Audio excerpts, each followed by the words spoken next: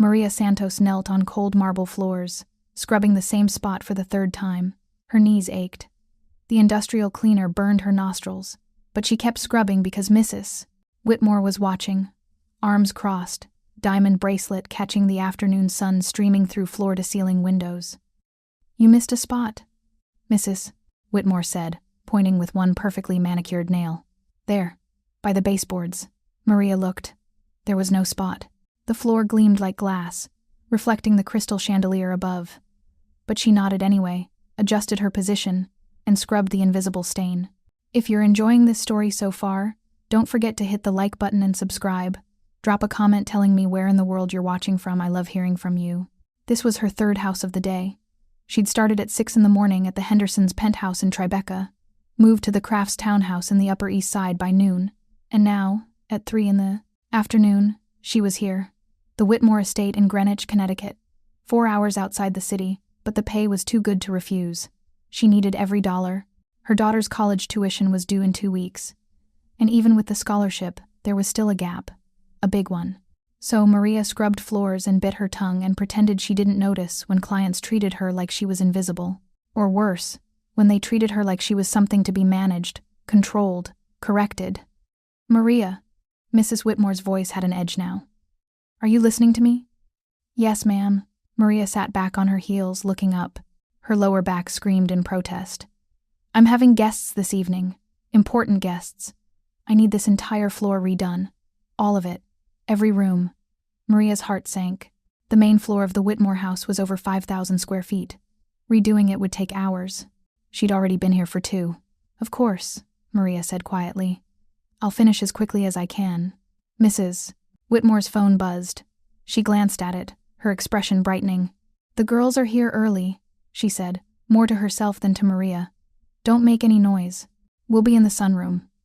Maria nodded and watched her client walk away, heels clicking against the marble Maria had just cleaned. 3 women entered through the front door moments later, all of them dripping in designer labels and expensive perfume. Their laughter filled the house, high-pitched and careless. Maria returned to her work, making herself small, invisible. That was the trick to this job. Be present enough to do the work, absent enough that they forgot you were human.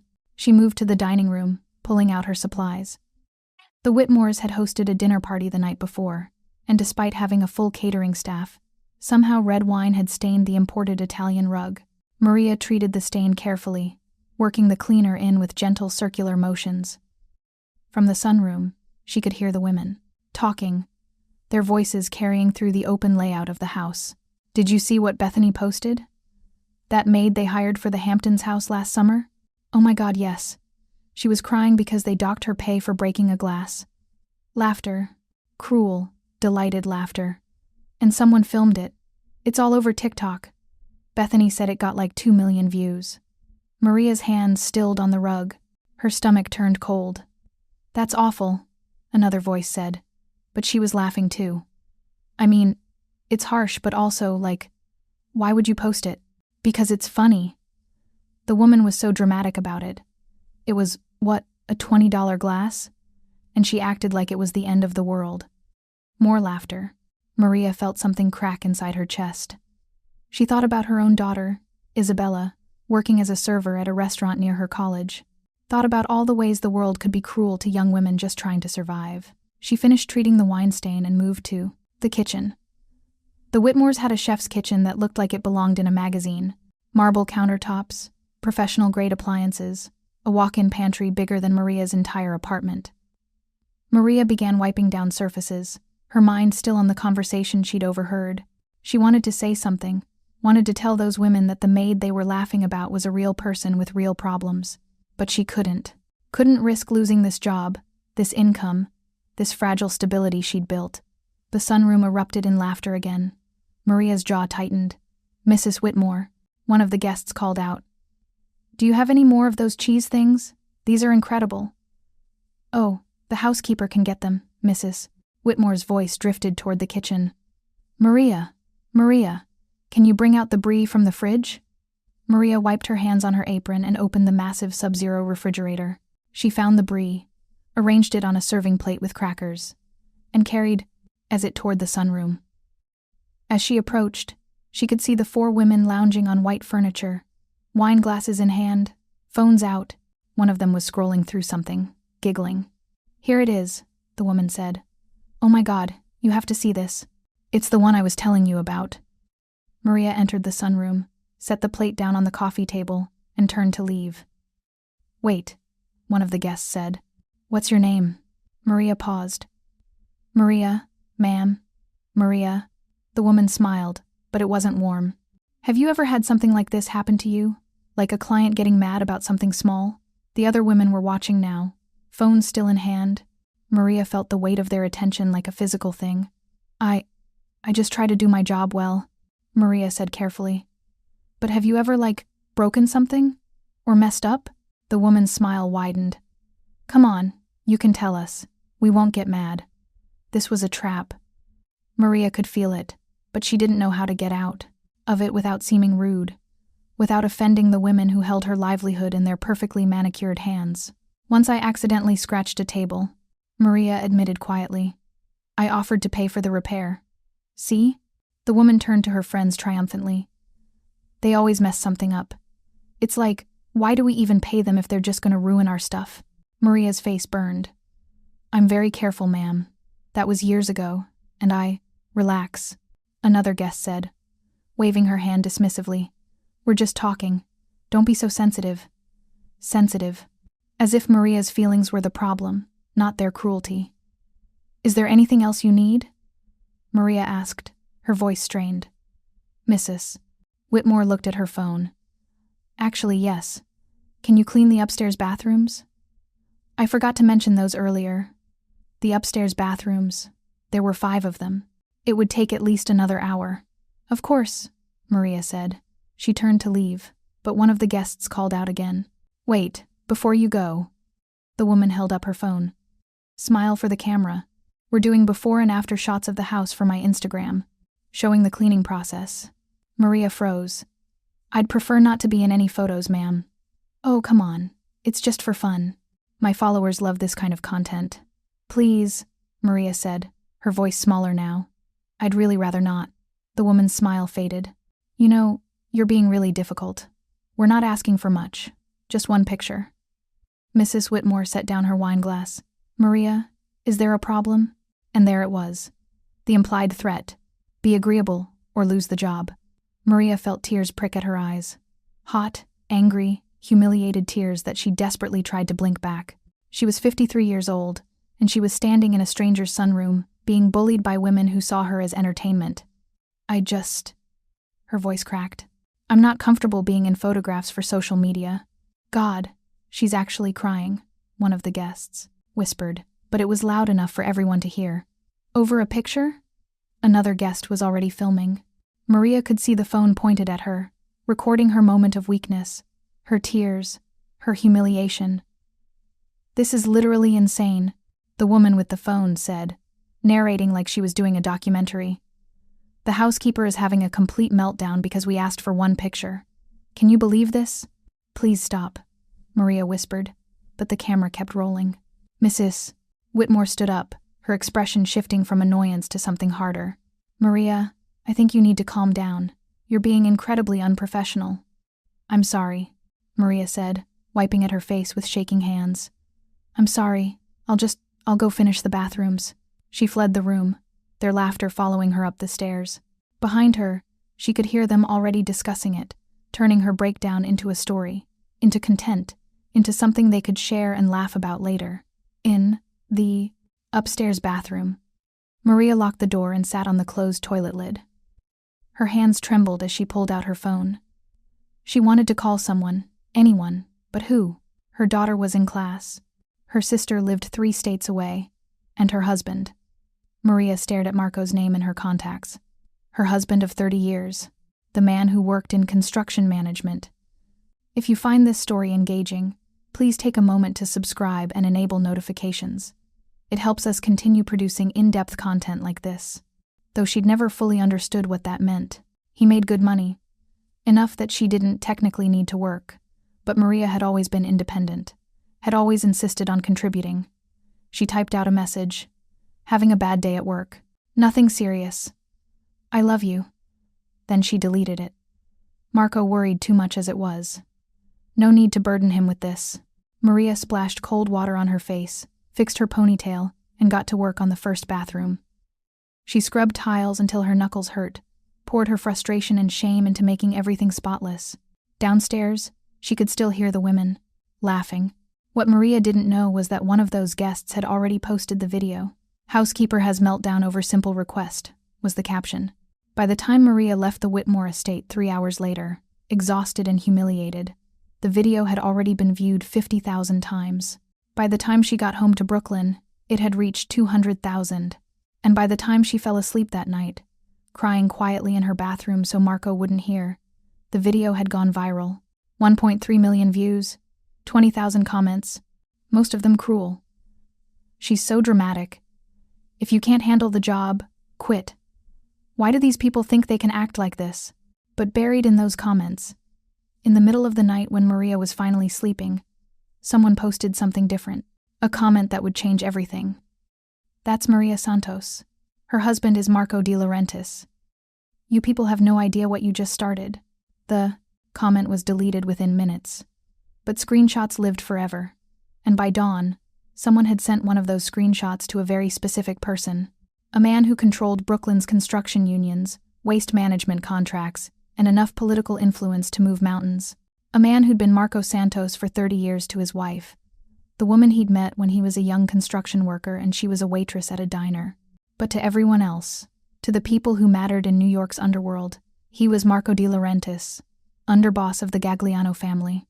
A man whose power was matched only by his reputation for protecting what was his. And someone had just made his wife cry on camera for 2 million people to see. The war had already started. They just didn't know it yet. Marco De Laurentiis woke at 5:30 in the morning, same as he had every day for the past 20 years.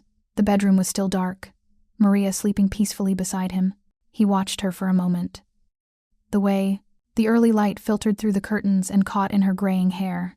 30 years of marriage, and she still took his breath away. He slipped out of bed quietly, pulled on sweatpants and a t-shirt, and padded downstairs to make coffee. The brownstone they'd lived in for 15 years was modest by his standards. He could afford much bigger, much flashier. But Maria had fallen in love with the tree-lined street, the small garden out back, the neighborhood feel.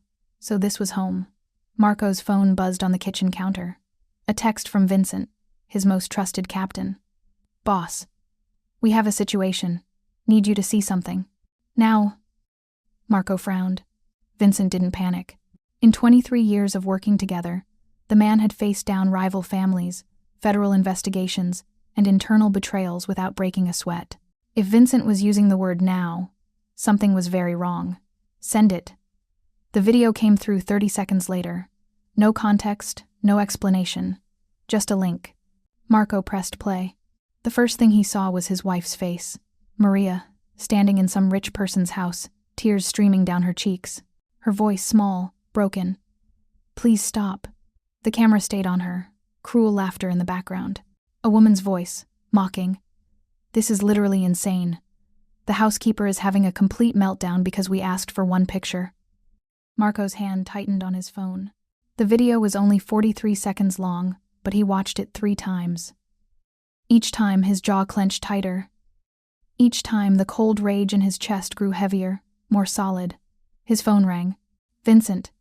"Talk to me," Marco said, his voice dangerously calm. Video went viral overnight. 1.7 million views now. Posted by a woman named Chelsea Hartman, friend of the homeowner. Location tagged as Greenwich, Connecticut. The Whitmore estate. Marco walked to his home office, closing the door behind him. The Whitmores. I know that name. Thomas Whitmore, real estate, developer. His wife Catherine runs a lifestyle blog, big social media presence. The video was posted by the friend, but Catherine was there. She's in some of the shots. Who else was there? 4 women total. Chelsea Hartman, she's the one who posted it. Catherine Whitmore, Bethany Cross, and Amanda Sterling. Marco sat down at his desk, opened his laptop. Addresses, businesses, bank accounts, everything. "I want to know what they ate for breakfast 3 years ago." "Already on it," Vincent said. "Boss, the comments on this video. I've seen them." "Maria doesn't know it's viral, does she?" Marco looked at the ceiling, thinking about his wife sleeping upstairs. Thinking about how she'd come home last night quiet and tired, had kissed him, and gone straight to bed, claiming she had a headache. She'd been protecting him from this, protecting him from knowing she'd been hurt. "No," Marco said quietly. "She doesn't know." "What do you want to do?" Marco pulled up the video again, froze it on Maria's face. The tears, the humiliation, the way she'd folded into herself, trying to disappear. 30 years ago, Maria had found him bleeding in an alley after a deal gone wrong. She'd been walking home from her waitressing shift, and instead of running, she'd called 911, stayed with him, held pressure on his wounds until the ambulance came. She saved his life that night. Later, when he'd tracked her down to thank her, she'd refused to take any money, said she didn't do it for reward. She did it because it was right. Marco had fallen in love with her before he'd even left the hospital. They'd dated for 6 months before he told her the truth about what he did, who he really was. She'd been scared, of course she had been, but she'd also been clear. She didn't want that life, didn't want to know about the business, the violence, the darkness. She wanted Marco the man, not Marco De Laurentiis the underboss. So he'd given her that, kept his two lives completely separate. At home, he was just Marco, a construction manager who worked long hours and made good money. He went to Isabella's school plays, helped Maria with grocery shopping, fixed the leaky sink, and fell asleep watching television on Sunday nights. But the other Marco, the one Maria didn't see, controlled Brooklyn's construction industry. He had judges in his pocket, union leaders on his payroll, and enough muscle to move problems before they became threats. People knew better than to touch anything connected to Marco De Laurentiis. These women had just touched his wife. "Vincent," Marco said, his voice like ice. "I want to know everything about these 4 women, where they work, where they shop, where their money comes from. I want to know about their husbands, their families, their businesses. And then we're going to teach them what happens when you humiliate someone who matters to me. How hard do you want to go?" Marco thought about Maria's face in that video. Thought about 2,000,000 strangers watching her cry, judging her, mocking her. "Hard enough that they never forget," Marco said. "But clean. Nothing that traces back. Nothing that puts heat on us. This is about justice, not revenge. Boss, with respect, this is absolutely about revenge." Marco smiled, but it wasn't pleasant. "Then let's make sure the revenge looks like justice." He hung up and sat in the silence of his office. Outside, Brooklyn was waking up. Garbage trucks rumbling past, neighbors heading to work, the bodega on the corner opening its gates. Normal life. The life Maria loved. Marco pulled up the video one more time. This time he focused on the background. The house was massive, clearly expensive. Marble floors, designer furniture, artwork on the walls. These were people with money, with privilege, with the kind of power that came from never being told no. They thought they were untouchable. They were about to learn how wrong they were. Upstairs, he heard Maria moving around, the shower turning on. She'd be down in 20 minutes, ready for another day of work, another day of scrubbing other people's floors and biting her tongue. Not today. Marco made breakfast. Eggs, toast, coffee, exactly how she liked it. When Maria came downstairs, dressed in her cleaning uniform, she smiled at him, tired but genuine. "You made breakfast," she said, kissing his cheek. "What's the occasion? Can't I make breakfast for my wife?" "You can, but you usually don't." She sat down, poured cream in her coffee. "What's going on? You look tense." Marco had spent 30 years lying to federal agents, rival families, and police detectives. But lying to Maria had always been harder. "Just a stressful project at work," he said. "Nothing to worry about." She studied his face for a moment, then nodded. "Okay. Well, I've got 3 houses today. Won't be home until 7. "About that," Marco sat down across from her. "I think you should take the day off." Maria laughed. "Marco, I have clients expecting me. I can't just cancel." "You've been working too hard. You need rest." "I'm fine." She picked up her phone, checking her schedule. Her expression changed. Confusion first, then horror. "Marco, what? There are so many messages." She was scrolling now, her face going pale. Marco's chest tightened. She was seeing the video, seeing the comments. watching her worst moments spread across the internet for entertainment. Maria. They posted it, she whispered. They filmed me crying and posted it online. Oh my God, Marco, everyone's seen this. My clients, Isabella's going to see this. Her hands were shaking. Marco moved around the table, pulled her into his arms. She was trembling, tears already falling. I was so embarrassed, Maria said against his chest.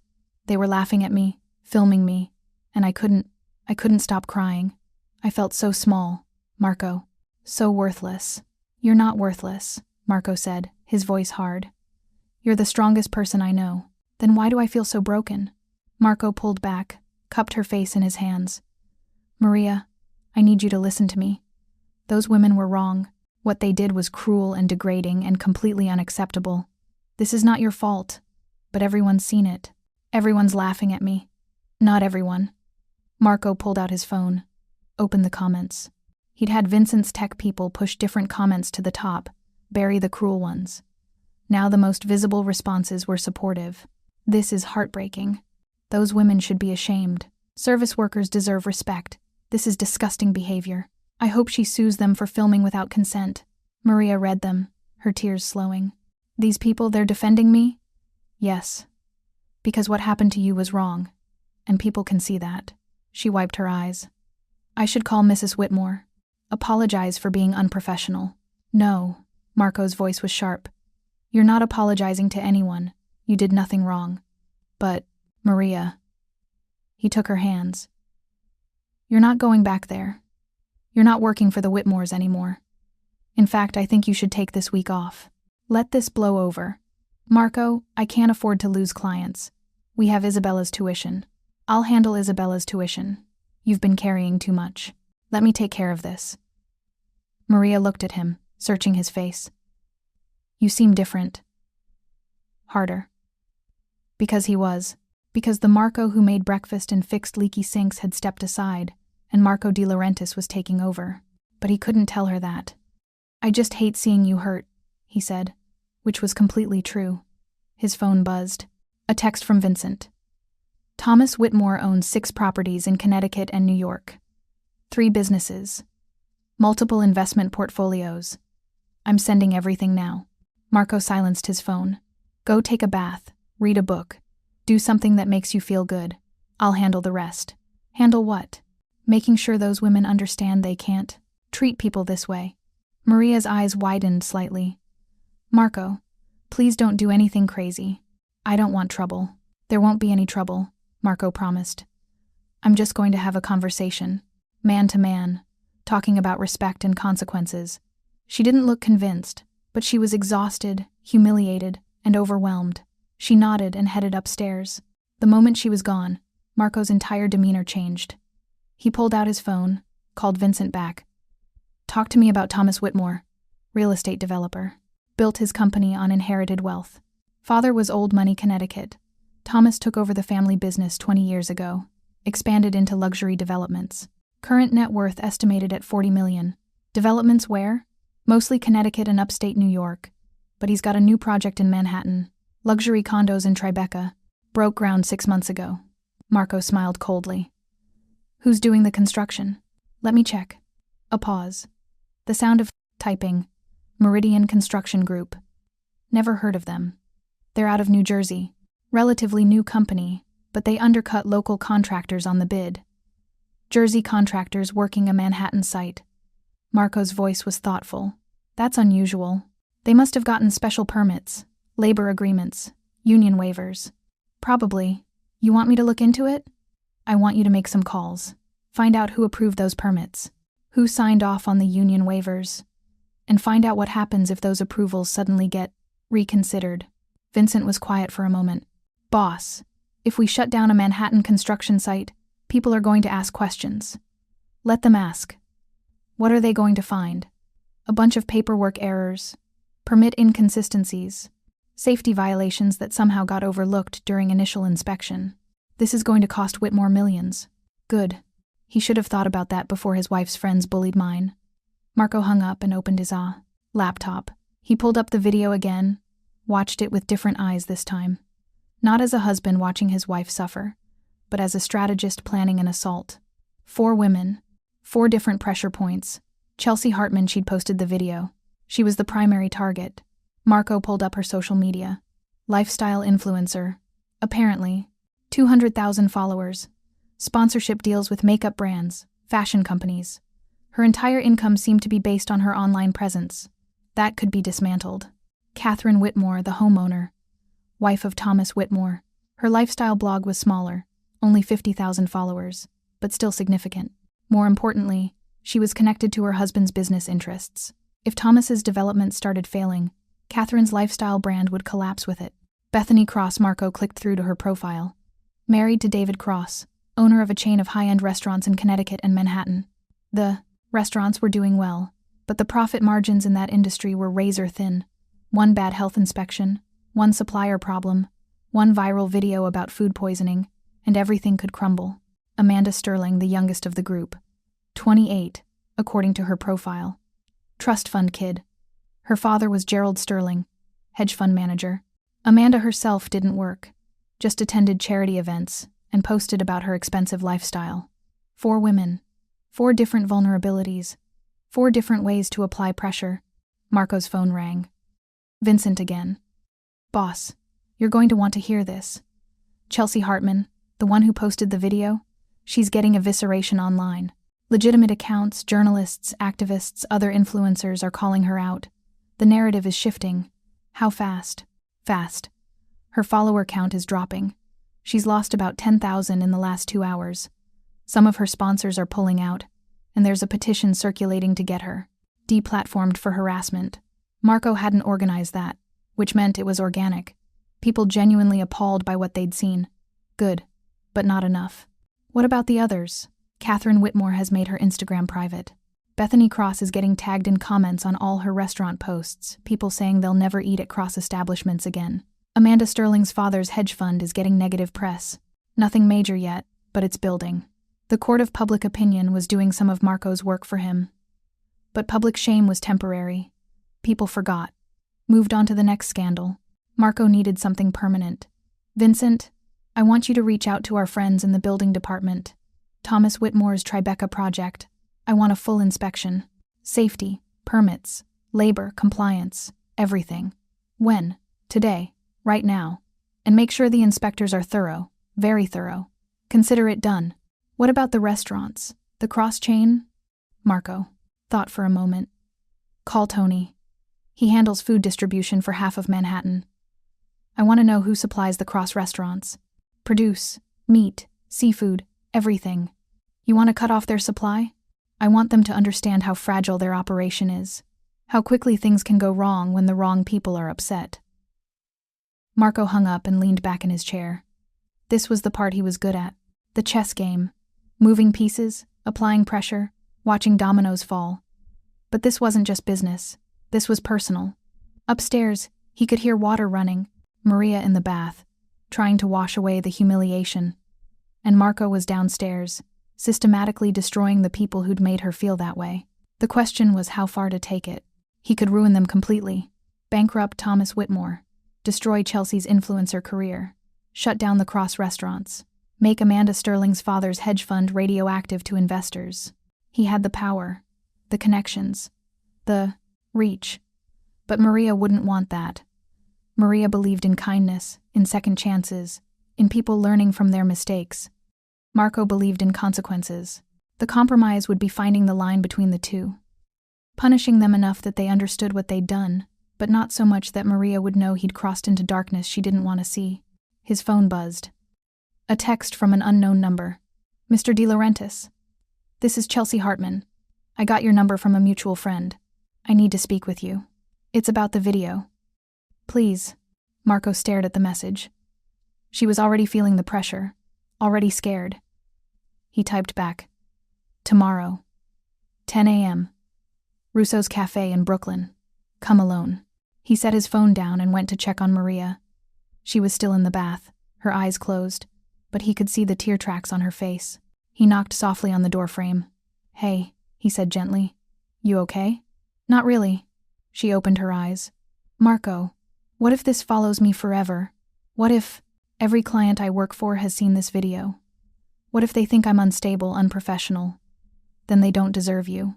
Marco sat on the edge of the tub. Maria, you've been cleaning houses for 20 years. You're the best at what you do. One bad moment caught on camera doesn't change that. It feels like it changes everything. It doesn't. Trust me. He squeezed her hand. This will blow over.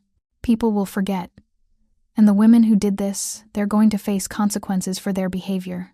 Maria looked at him carefully. What kind of consequences? The appropriate kind. Marco, I promise, he said, cutting her off. I won't do anything that brings trouble to our door, but I also won't let people hurt you without answering for it. That's not who I am. She was quiet for a long moment. Then she nodded. Just be careful, please. Always. He left her to soak and went back to his office. Over the next 6 hours, Marco orchestrated a symphony of carefully controlled chaos. The building inspector arrived at Thomas Whitmore's Tribeca construction site at noon. By 12:45, the site was shut down. Permit violations, safety concerns, inadequate worker protections. The project would be stalled for weeks, maybe months, while everything was re-inspected and reapproved. Cost to Thomas Whitmore, approximately $3 million in delays and fines. At 1:15, 3 of Chelsea Hartman's major sponsors, a makeup company, a clothing brand, and a supplement line, all announced they were ending their partnership with her. The official reason was brand misalignment. The real reason was phone calls from people who knew Marco. Chelsea's income stream had just been cut by 70%. At 2:30, the health department showed up at 3 cross-restaurant locations simultaneously. Surprise inspections. Nothing major was found, but enough minor violations to require immediate attention. The restaurants would need to close for 2 days to address the issues. Cost to David Cross, about $50,000 in lost revenue, plus the damage to his reputation. At 3:45, a business journalist published an article questioning the ethics of Gerald Sterling's hedge fund. The article focused on risky investments and potential conflicts of interest. It wasn't anything illegal, but it was enough to make investors nervous. Sterling's fund would be fine, probably, but it would be a very stressful quarter. By 4 p.m., all 4 women knew something was wrong. They just didn't know what. Didn't understand that every problem they were facing was connected. Didn't realize they were all branches of the same tree, and Marco De Laurentiis was cutting them down systematically. That evening, Maria came downstairs looking more herself. She'd changed into comfortable clothes, pulled her hair back, and even managed a small smile. I've been reading the comments, she said. A lot of people are being really nice. Supportive. See? The world isn't as cruel as it seems sometimes. Mrs. Whitmore called me. Maria sat down at the kitchen table. She left a voicemail. Said she wanted to apologize. Asked if I'd come back next week. Marco's hands tightened on the pot he was stirring. What did you say? I haven't called her back yet. I don't know what to say. Say no. Maria looked at him. Marco, I need the income. I can't just... The income is handled. I got a bonus at work. A big one. We're covered for the next 6 months. It wasn't a lie. Marco had plenty of money. He'd just never told Maria how much. A bonus? She looked suspicious. Marco, what's going on? You're being weird about this. I just don't want you working for people who treat you badly. That's all. She studied his face, then sighed. Okay, I'll tell her I'm not available anymore. Good. They ate dinner together. And Maria talked about Isabella, about plans for the weekend, about anything except the video. Marco listened, responded, played the role of supportive husband. But in his mind, he was already planning tomorrow's meeting with Chelsea Hartman. The girl wanted to apologize, wanted to make things right. Marco would let her try, and then he'd teach her that some apologies weren't enough. Chelsea Hartman arrived at Russo's cafe 10 minutes early, which told Marco everything he needed to know. She was scared, desperate, already understanding that she'd made a mistake, even if she didn't yet grasp the full scope of it. Marco watched her through the window from his car across the street. She was younger than he'd expected, 26, maybe 27. Blonde hair pulled back in a ponytail, designer sunglasses despite the overcast morning, and a nervous energy that had her checking her phone every 30 seconds. Vincent sat in the passenger seat, silent and watchful. You want me to come in? Vincent asked. No, this is just a conversation. Boss, with respect, you don't do just. Conversations when someone hurts Maria? Marco smiled grimly. Then let's call it an educational opportunity. He got out of the car and crossed the street. Russo's was a small Italian cafe that had been in Brooklyn for 40 years. Marco's family, his real family, the one Maria didn't know about, owned it. The coffee was excellent, the pastries were better, and most importantly, it was a place where certain conversations could happen without anyone overhearing. The owner, Tony Russo, nodded at Marco as he entered. The cafe was empty, except for Chelsea, who sat in a corner booth, her hands wrapped around a coffee cup she hadn't touched. Marco slid into the seat across from her. She looked up, startled, then tried to compose herself. Mr. De Laurentiis, thank you for meeting me. You have 5 minutes, Marco said. Talk.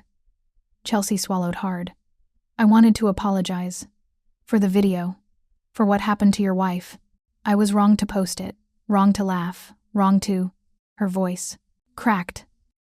I'm so sorry. Marco said nothing. Just watched her squirm. I've been getting death threats, Chelsea continued, words tumbling out faster now. My sponsors dropped me.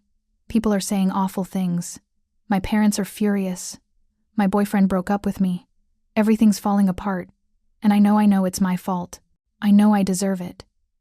But please, Mr. De Laurentiis, I need this to stop.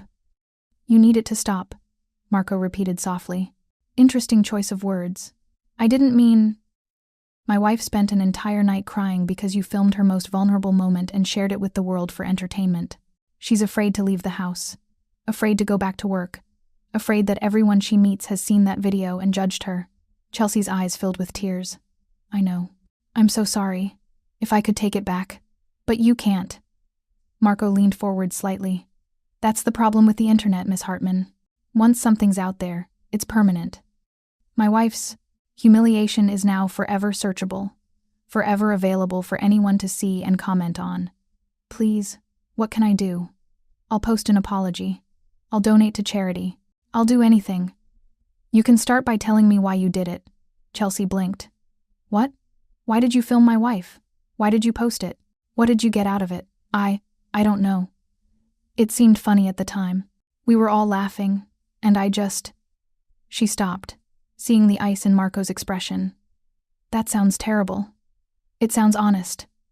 Marco sat back. You dehumanized my wife because it was entertaining. Because you could. Because you've gone through life never facing consequences for your cruelty. That's not fair, isn't it? Marco pulled out his phone, scrolled through her social media history. 3 months ago, you posted a video mocking a homeless man asking for change. 6 months ago, you filmed a restaurant server who messed up your order and captioned it, when you can't even get basic service right. This isn't isolated behavior, Miss Hartman. This is who you are. Chelsea's face went white. I deleted those posts. The internet never forgets. Marco set his phone down. Here's what's going to happen. You're going to post a video. A real apology, not some PR written statement. You're going to explain exactly what you did wrong, why it was wrong, and what you've learned. Okay, yes, I can do that.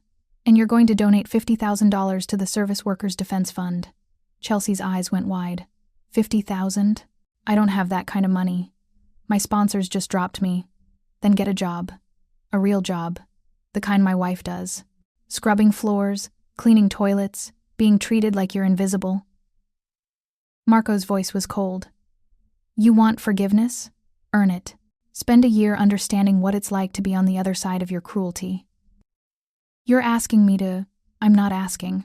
Marco stood up. You have 1 week to post the apology video and set up a payment plan.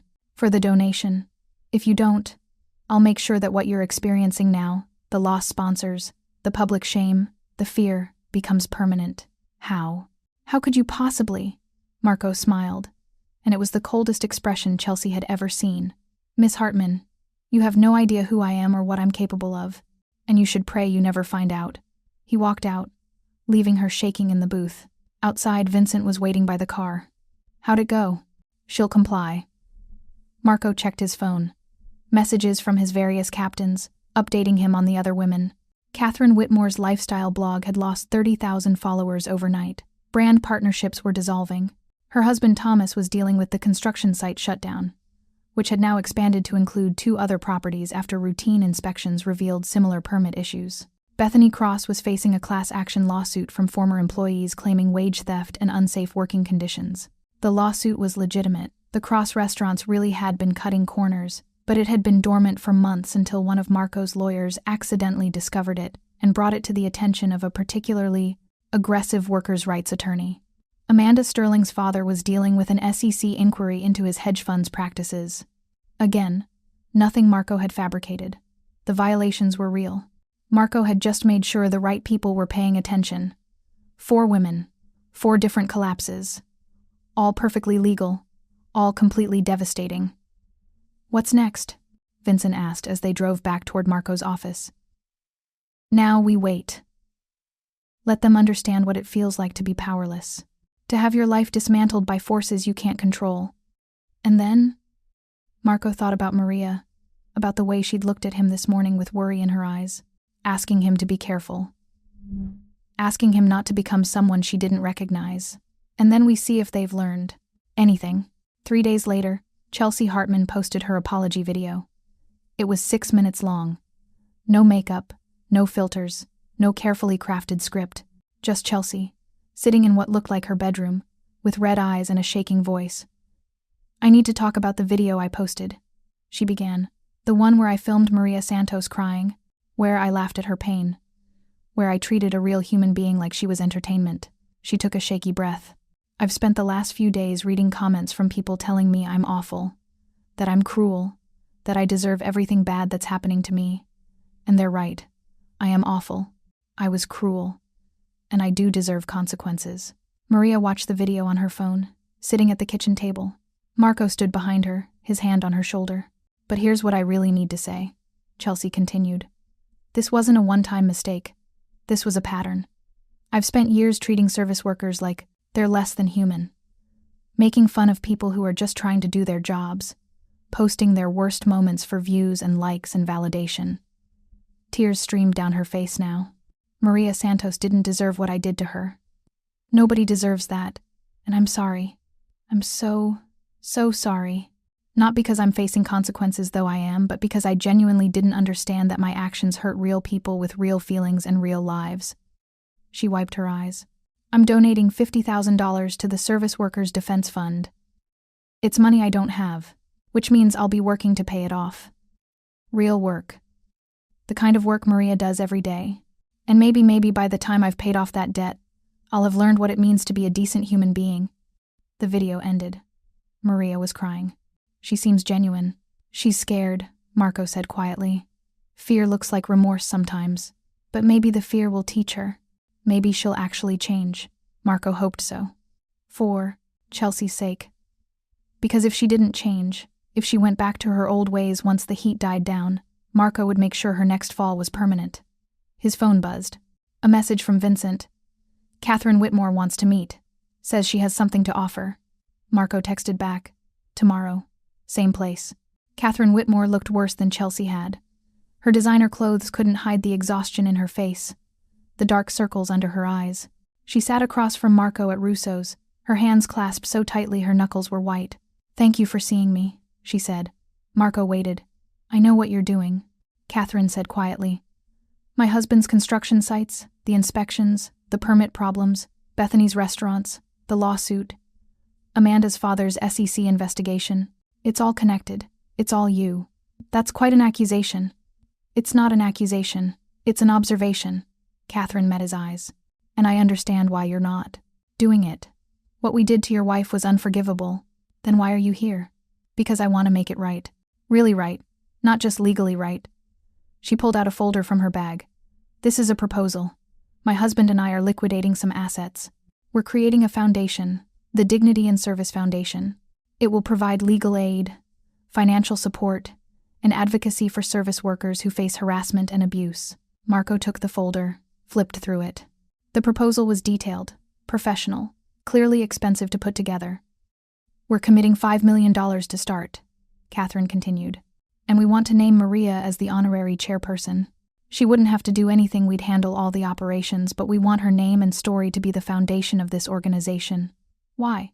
Because she deserves it. Because what happened to her should never happen to anyone else. And because, Catherine's voice broke. Because I need to do something good, with the privilege I've spent my whole life misusing. Marco studied her, looking for the angle, the manipulation. But all he saw was genuine regret. My husband is losing millions because of the construction delays, Catherine said. Our social standing is destroyed. My blog is dead. Our friends won't return our calls. And you know what? We deserve all of it, every bit of it. She leaned forward.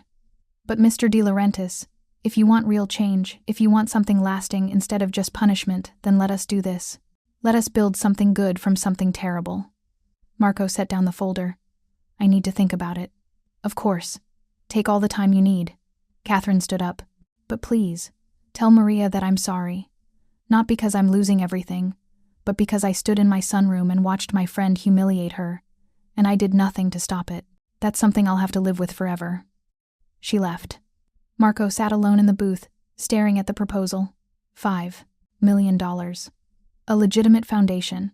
Real help for real people. It was more than he'd expected. More than simple fear or damage control. It was actual accountability. He called Maria. Hey, she answered. Everything okay? I just had an interesting meeting. Can we talk when I get home? Of course. Marco, is everything? Everything's fine, he said. Better than fine, actually. I think something good might be coming from all of this. When he got home, he showed Maria the proposal. They sat at the kitchen table, the folder open between them, and Marco watched his wife's expression change as she read. $5 million, she whispered, for service workers. With your name on it. As honorary chair. Maria looked up, her eyes wide. Marco, I can't, I'm just a housekeeper. I'm not qualified to... You're the most qualified person in the world, Marco interrupted gently. You've lived this life. You understand what workers need, what they face, what would actually help. But this is so much money, so much responsibility. You don't have to do anything operational. They'll hire professionals for that. They just want your story, your voice, your perspective. Maria stared at the proposal. Catherine Whitmore did this? Her and her husband. After everything, why? Because, Marco said carefully, sometimes people need to lose everything before they understand what really matters. Maria was quiet for a long moment. Then she said, Do you think they're genuine? Or is this just about making the legal problems go away? Marco had wondered the same thing. I think it started as damage control, but I also think Catherine genuinely feels guilty. Whether that guilt translates into lasting change, he shrugged. Time will tell. What do you think I should do? I think, Marco said slowly, that you should say yes. Not for them. For every service worker who's going to benefit from this foundation. For every person who's going to get legal help when they're harassed, financial support when they lose a job for standing up for themselves, advocacy when they're treated like they don't matter. Maria's eyes filled with tears. This is really happening? If you want it to. She looked at the proposal again, then back at Marco. Did you orchestrate this? Did you force them to? No. And it was the truth. Marco had applied pressure, yes. Had made them understand consequences. But the foundation had been Catherine's idea. Her attempt at redemption. Okay, Maria said quietly. Okay, I'll do it. Marco pulled her into his arms, and she cried against his shoulder. Not sad tears this time. Relieved tears. Hopeful tears. What she didn't know, what Marco would never tell her, was that he'd already had his lawyers vet the entire proposal. Had people watching to make sure the Whitmores followed through. Had contingency plans in place if this turned out to be a scam. Because Marco De Laurentiis didn't trust easily. But he believed in second chances when they were earned. And he believed in making sure that his wife's pain created something lasting. Something good.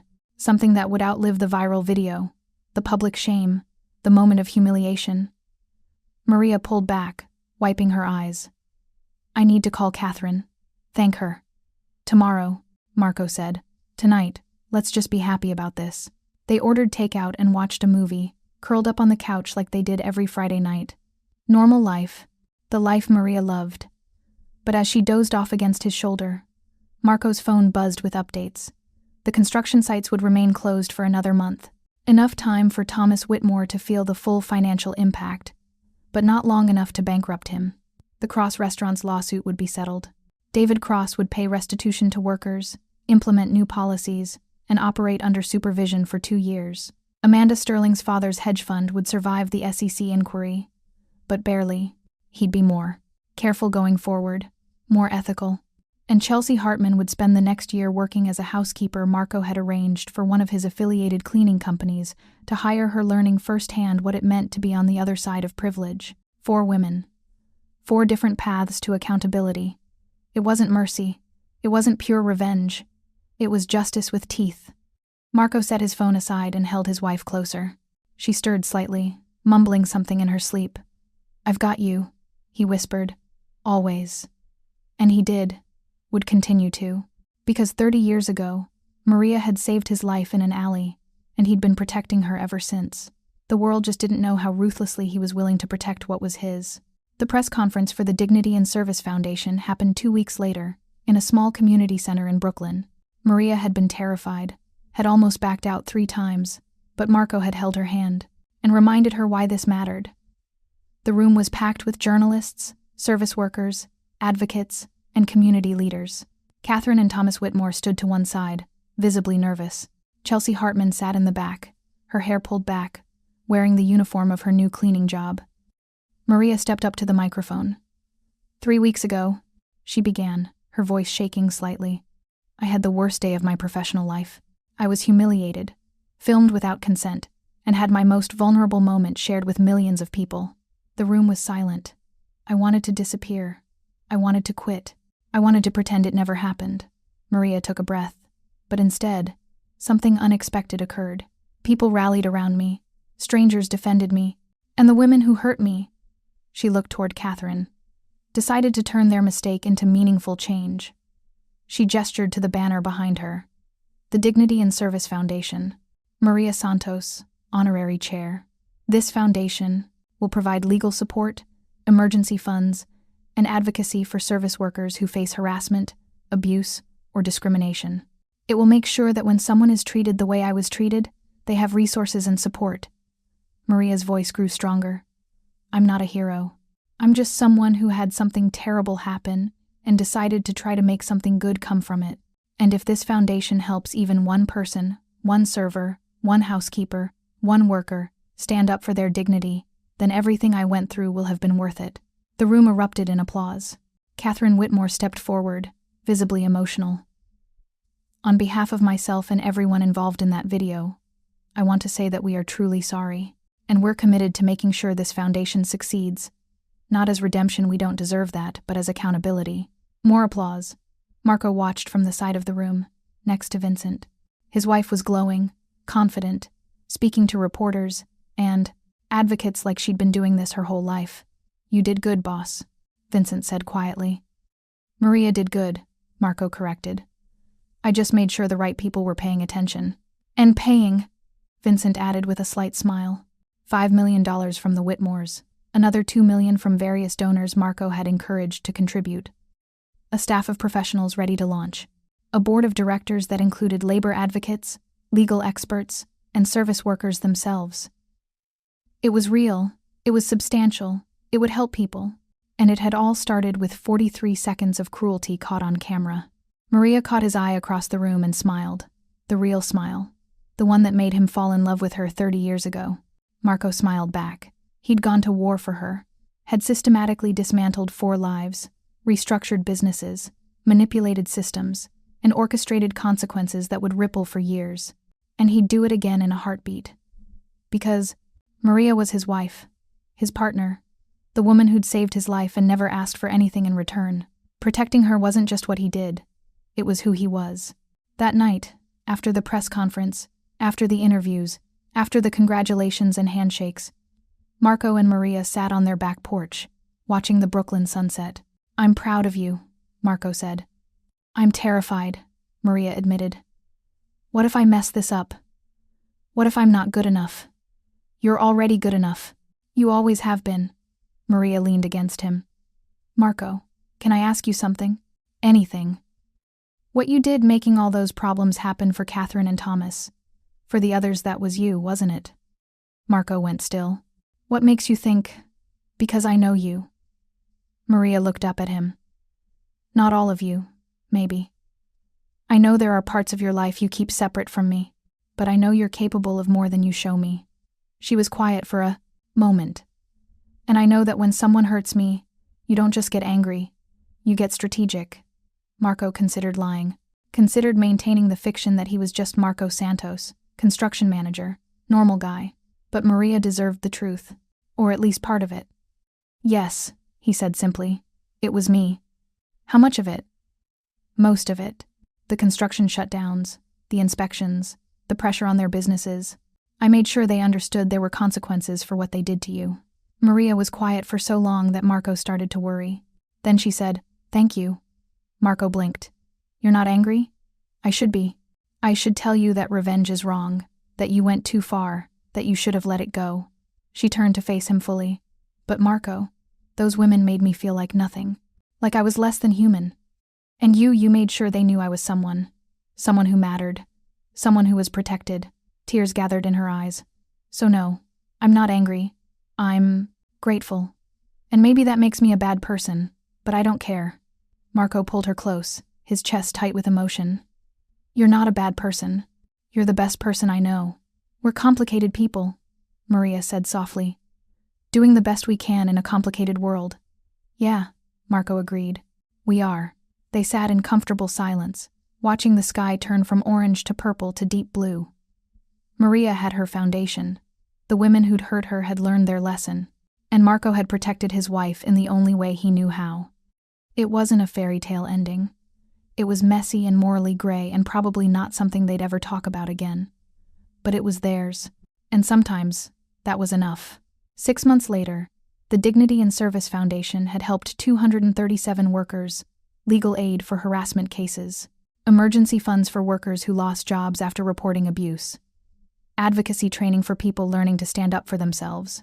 Maria spent 3 days a week at the foundation's office, meeting with workers, hearing their stories, making sure the organization stayed true to its mission. Chelsea Hartman finished her year working as a housekeeper and emerged, changed, humbled. She started a new career in nonprofit work, using her social media skills to raise awareness for service worker rights. Catherine and Thomas Whitmore restructured their business practices, implemented worker protections, and became unexpected advocates for labor reform. Bethany Cross sold her restaurants to her employees, creating a co-op model that gave workers ownership and voice. Amanda Sterling went back to school, studying social work, trying to build a life that meant something beyond trust fund parties. 4 women, 4 different paths forward. And in Brooklyn, Maria Santos, formerly invisible, formerly powerless, walked into rooms with her head high, knowing she'd turned her worst moment into something that would help thousands. She still didn't know the full extent of what her husband had done, didn't know about the offshore accounts, the shell companies, the network of influence that extended into every corner of New York's construction and politics. Didn't know that Marco De Laurentiis was a name whispered in boardrooms and back alleys, feared by people who made careers out of being fearless. She just knew that Marco Santos made her coffee every morning, fixed the leaky sink, fell asleep during movies, and loved her with a fierceness that sometimes scared her and always protected her. And that was enough. Because some truths were meant to stay hidden, some protections were meant to operate in shadows, and some love was so powerful it could move mountains, destroy empires, and rebuild the world, all while keeping the person you loved safe from the darkness you were willing to walk through for them. Marco had found that balance, and he'd do it again, every single time, for the rest of their lives. Thank you so much for watching until the end. If you loved this story, check out the other videos on your screen now. I think you'll really enjoy them. And don't forget to subscribe if you haven't already. See you in the next story.